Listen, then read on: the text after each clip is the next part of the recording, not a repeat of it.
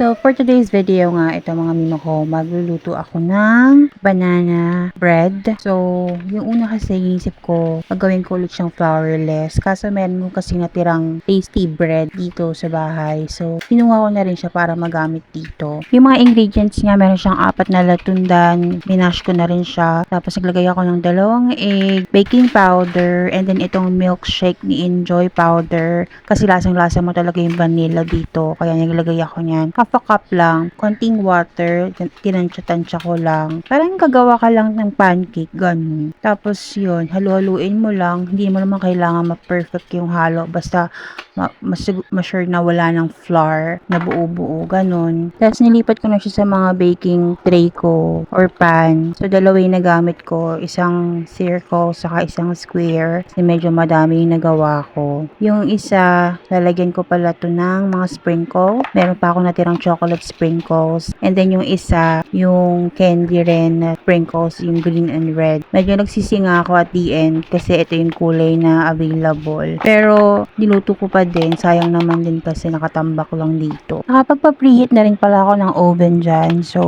sasalang ko na muna yung nasa square kasi medyo malaki yun. And isa lang yung kasya dun sa mini oven ko. Kaya yung isa, bala kong i-steam dun sa red na kaserola. Ayan, ganyan. Kaso, hindi ko nagustuhan yung naging outcome niya. Kasi, nung in-steam ko, parang nag-wet yung bread. Kaya, ang ginawa ko, tinanggal ko siya. Naluto yung nasa square pan. Nilipat ko ulit siya sa oven. So, ayun, while waiting, dilig-dilig muna ako ng mga halaman ko. And, gusto ko kasing magpatubo ng mga sili dito sa bahay.